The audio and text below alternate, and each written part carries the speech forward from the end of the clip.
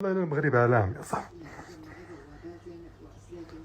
المغرب تقدر تكون جالس فهمتي تفرج التلفازه جالس في دارك كدا يدخلوا يشدوك تمشي للحبس قاوده. امني بنادم مختلس الملايار وداير مافيا الزاق دخل مع بنادم ما عرفت شنو في المغرب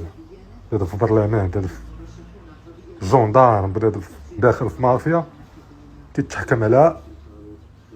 تتشد على 5 سنين وما تيقولوا لي راه غادي تشد واقيلا. وبنادم عارفين حنا بزناز من ما عرفش امتى وعارفين هذا ضارب هاد الفلوس ديال هاد الجماعه وعارفين هذا وعارفين هذا تيتشد على شحال مالكي مالو قال لي شي حاجه لا تشد هو لقى هاد ديكلارين بيا صاحبي باش القوات يا صاحبي. واش دابا انا جمعيه الامازيغ تتمثلني انا هذيك الجمعيه زعما انا كامازيغي ما تتمثلنيش ولكن جمعيات في الاوروب ديال الامازيغ تيطالبوا باستقلال الريف تتمثل الرياف هذيك ما فهمتش واش درنا شي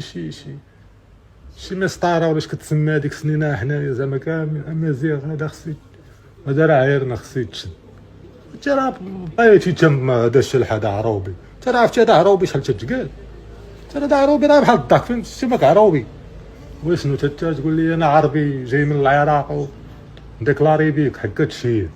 وبنادم الزمن بو مشهور وتيديكلاري بالتشهير وانت علاش مشهور وانت واحد وزير وتيديك ومشى للمحكمه الوزير علامه وزير تيشرف على المحكمه وما مشاش ليها خويا دا عاشو لنا فكرنا بهادشي ديالكم